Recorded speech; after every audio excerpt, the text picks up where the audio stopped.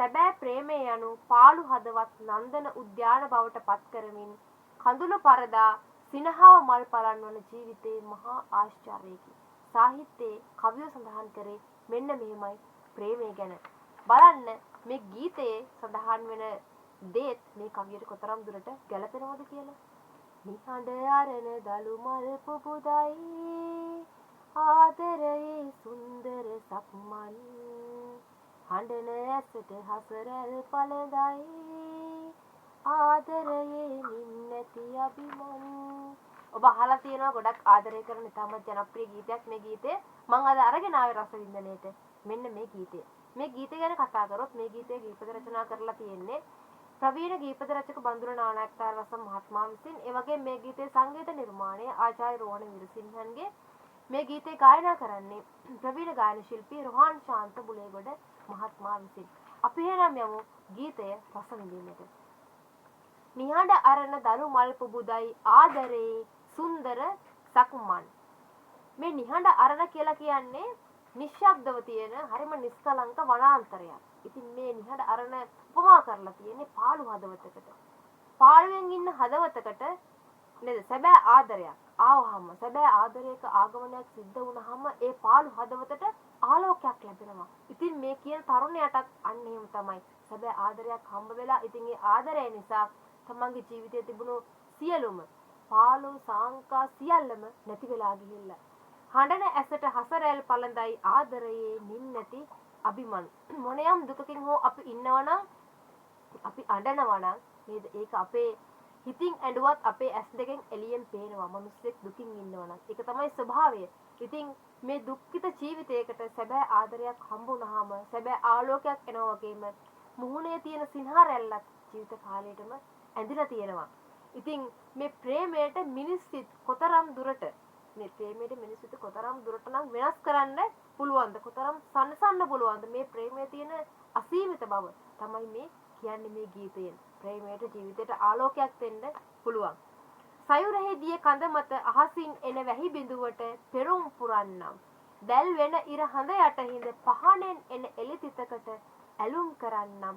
ඔබ තරුවක්සේ ජීවිතයට පායා එයිනම්. සයුරේ කොතරම්නම් දියකඳක් තියෙනවද?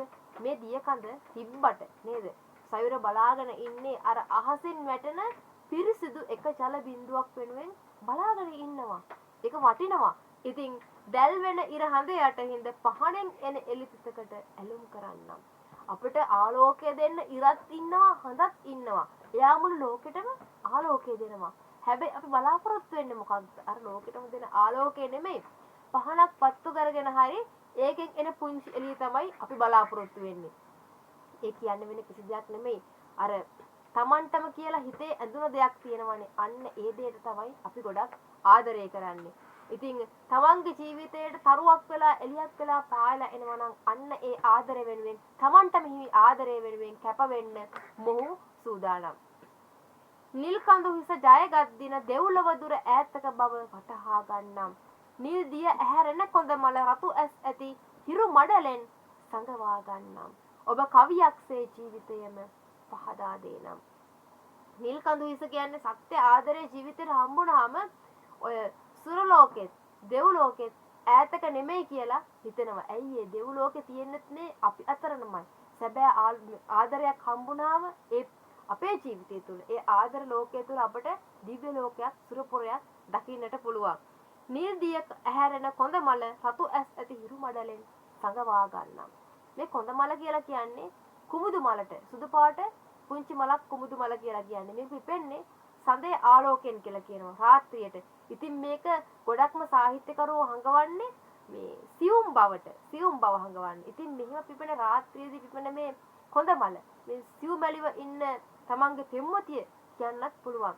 මැය ඔය උදේට පායන හිරුගෙන් නේද? ඒ හිරුගේ රශ්මියට සමහර විට මේක පිච්චිලා යන්න, නැති වෙලා යන්න, නියකිලා පර වෙලා යන්න පුළුවන්. හැබැයි මොහු කියන්නේ මේකෙන් කියන්නේ අර සමාජයේ එන ඕනෑම පීඩාවකින් තමන්ගේ ආදරවන්තියට එන ඕනෑම පීඩාවකින් බේරගන්න ඒ වෙනුවෙන් කැප වෙන්න මුහුණ දෙන්න ජීවිතේම තමන්ගේ ආදරවන්තිය වෙනුවෙන් කැප කරන්න මොහු සූදානම්. ඔබ කවියක්සේ ජීවිතයම පහදා දෙනම්. ඇයගෙන් බලාපොරොත්තු වෙන්නේ ජීවිතේ නොදන්නා දේවල් පවා මොහු කියනවා මම ඔබට පහදලා දෙන්නම් හැම මොහොතකම ළඟින් ඉන්නම් ඇයගෙන් බලාපොරොත්තු වෙන්නේ ඉතින් අර හැමදාමත් ආදරෙන් ඉන්න එකයි බලන්නකෝ ප්‍රේමයක තියෙන සුන්දර බව තවත් වචන තියනවාද ප්‍රේමයේ තියෙන සුන්දර බව කියන්නට එහෙනම් හම්බෙමු තවත් දවසක තවත් ගීතයක අරුතක් සමගින් මේ ගීතයත් ඔබ අහන්න රස විඳින්න මේ රස විඳිනත් සමග ඔහුගේ කටහඬින් ගීත රස විඳින්න කියලා ආරාධනා කරනවා